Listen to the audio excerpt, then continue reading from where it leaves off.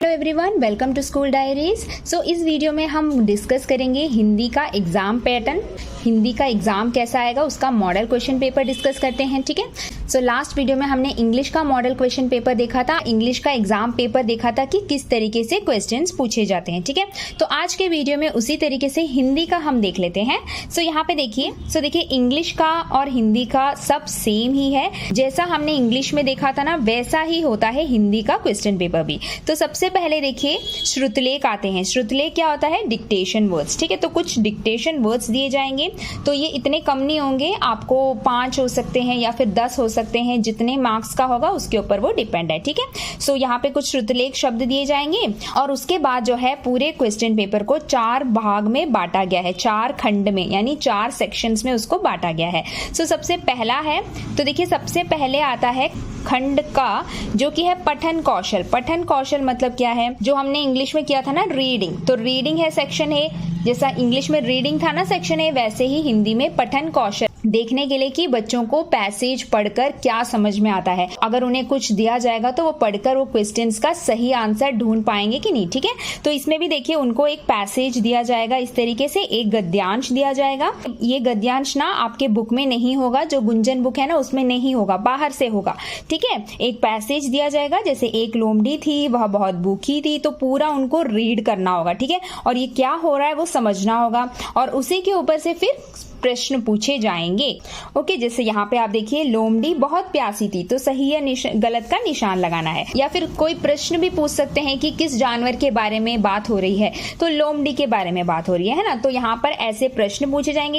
या फिर सही या गलत का निशान लगाना है या फिर खाली स्थान भरना है, तो ये जो है ना पैसेज में से ही होगा। ठीक है, तो सारे आंसर आपको वही लिखने हैं जो पैसेज में है, जो उस गद्यांश में आप पढ़ोगे। यह है पहला सेक्शन जो कि खंड क है, पठन कौशल।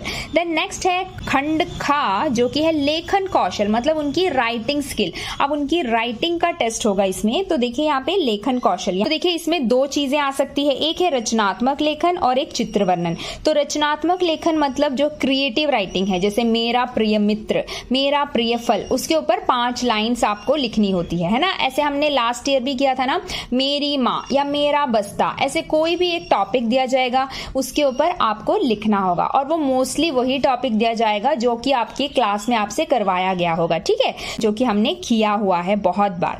उसके बाद देखिए नेक्स्ट है चित्र वर्णन। चित्र वर्णन क्या है? जैसे कि यहाँ पे आप देख सकते हैं एक चित्र दिया जाएगा और उसी के ऊपर से ये क्वेश्चंस पूछे जाएंगे, जो कि आपको इस तरीके से आंसर करने हैं। तो पिक्चर को अच्छे से देखना है कि यहाँ पर हो क्या रहा है। जैसे कि देखिए यह एक डैश का चित्र है, यह एक स्कूल का चित्र है या विद्यालय का चित्र है। चित्र में कुल कितने बच्चे हैं, तो यहाँ पे आपको काउंट करनी है और लिखना है। 2 बच्चे डैश झूल रहे हैं, झूला झूल रहे हैं, जो कि हम यहाँ पे देख सकते हैं। तो इसी तरीके से कुछ क्वेश्चंस दिए जाएंगे, तो ऐसे चित्र वर्णन की भी आप प्रैक्टिस कीजिए। ठीक है, आपको बहुत सारी वर्कशीट्स गूगल में मिल जाएंगी, आप इस तरीके से प्रैक्टिस करके देखिए। अब नेक्स्ट सेक्शन में देखते हैं। नेक्स्ट सेक्शन है खंड ग, जो कि है व्याकरण। व्याकरण मतलब पूरा ग्रामर। सो व्याकरण में हमने जो जो पढ़ा है, हमारी व्याकरण वाटिका बुक में जो जो टॉपिक आपके स्कूल में कवर किए गए हैं, उन सभी टॉपिक में से एक एक क्वेश्चन 100% आएगा। ठीक है, कोई भी टॉपिक मिस मत करिए, सारे टॉपिक्स को एक बार देख लीजिए। ठीक है, जैसे कि यहाँ पे देखिए लिंग बदलिए, ये 2-2 क्वेश्चंस नहीं आएंगे। ठीक है, 3-3, 4-4 सब आ सकते हैं। ये एक छोटा सा रिवीजन टेस्ट था, जस्ट पैटर्न बताने के लिए। ठीक है, तो इसमें बहुत कम है। सो लिंग बदलिए, उसमें से दादा दादी, नाना नानी, भैया बहन, है ना, ऐसे जो जो हमने पढ़ा है लिंग में, उसमें वो आएगा। देन वचन बदलिए, क्या होता है? एक वचन, बहुवचन, है ना, एक चीजों को और एक से ज्यादा चीजों को हम कैसे लिखते हैं। सो ताला ताले, है ना, कुर्सी कुर्सी कुर्सियां, तो इस तरीके से वचन बदलना आ सकता है। उसके बाद देखिए विलोम शब्द, जो उल्टे अर्थ वाले शब्द हैं, जो अपोजिट वर्ड्स हैं, तो वो आ सकता है। ठीक है, तो ये सब आपको प्रैक्टिस करनी पड़ेगी, जो कि हम हमेशा ग्रामर में करते हैं। और ये भी देखिए ग्रामर के पहले 2 पार्ट में से पूछे गए प्रश्न हैं। सारे ग्रामर के टॉपिक्स है ना, आपको जरूर से रिवाइज करने हैं, क्योंकि सारे टॉपिक में से 2-2 क्वेश्चन जरूर आएंगे। ठीक है, और वो क्वेश्चन कैसे भी आ सकते हैं, जैसे कि देखिए खाली स्थान भरो करके आ सकते हैं, या मिलान करो हो सकता है, या सही या गलत का निशान लगाओ, या फिर इस वाक्य को पूरा करो। ऐसे कोई भी मॉडल वो चुन सकते हैं, पर टॉपिक सारे जरूर से कवर करेंगे। ठीक है, जैसे कि देखिए लिंग बदलो आ सकता है, वचन बदलो, संज्ञा, इसमें से संज्ञा शब्द को छांटो और उसको गोला मारो, है ना, ये लास्ट ईयर भी हमने किया था।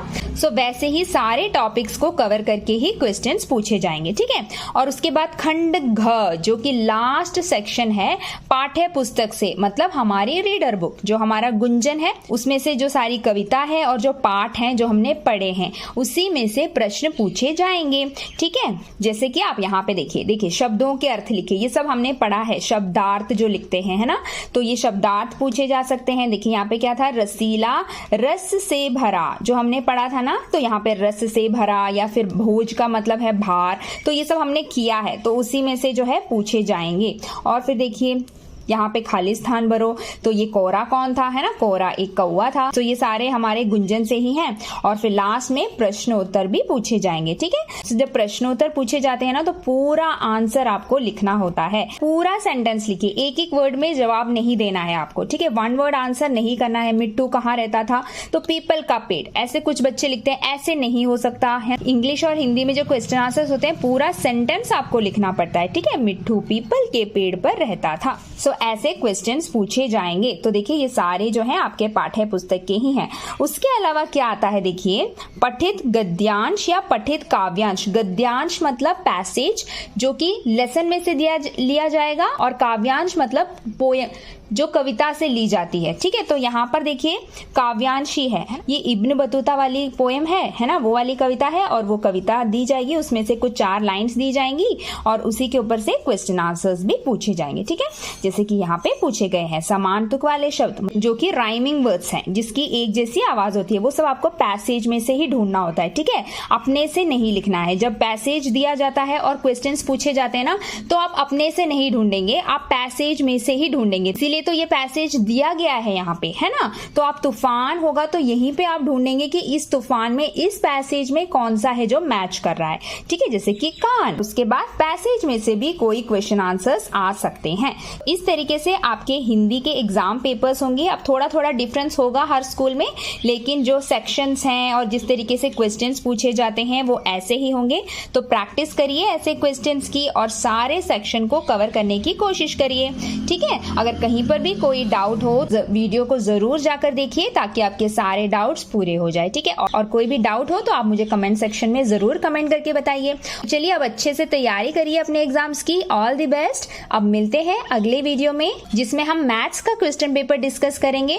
ओके, सो मिलते हैं अगले वीडियो में। तब तक के लिए बाय बाय, टेक केयर।